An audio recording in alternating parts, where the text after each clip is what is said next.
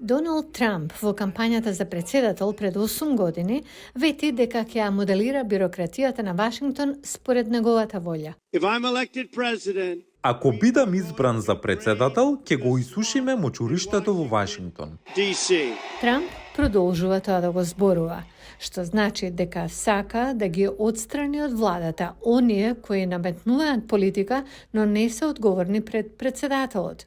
Тоа сега е во документ создаден со учество на повеќе од 100 конзервативни групи. Проектот 2025, објавен од десничарската фондација Heritage, дава инструкции како да се спроведе уривањето на администрацијата.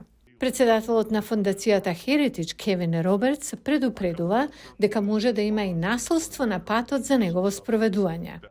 Ние сме во процес на втората американска револуција, која ќе биде без крв ако тоа го дозволи левицата. По тој запалив коментар, Трамп се обиде да се дистанцира од проектот 2025, тврдејќи дека иако не знае ништо за него и неговите автори, рече дека не се согласува со некои работи што тие ги кажуваат. Шефот на проектот Пол Данс, појавувајќи се на кабелско-сателитската мрежа за односи со јавноста, C-SPAN, не остави сомнеш дека зборовите и идеите на Трамп биле инспирација.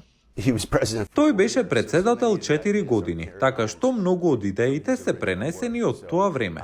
Многу од тоа произлегува од тој прв мандат на Трамп. Гласот на Америка побара интервју од фондацијата Heritage.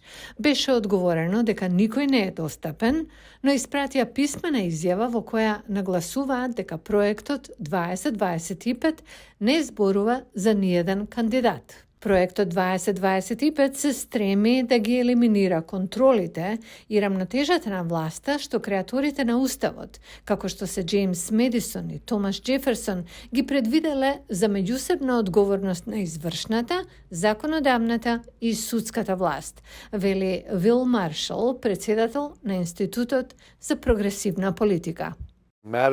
Медисон и Джеферсон сигурно се превртуваат во гробот со ваквата моќ што би се концентрирала во рацете на следниот председател.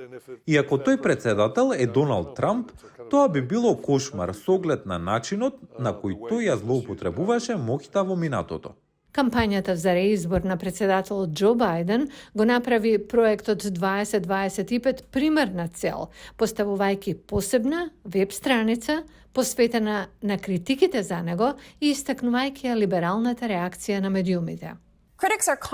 Критичарите тоа го нарекуваат фашистичка скрипта и тоа треба да биде една од причините, ако не и главната причина, да гласате овој ноември. Во главни црти планот предвидува намалување на буџетот за обновливи извори на енергија и облажување на климатските промени. Секторот за образование би бил елиминиран.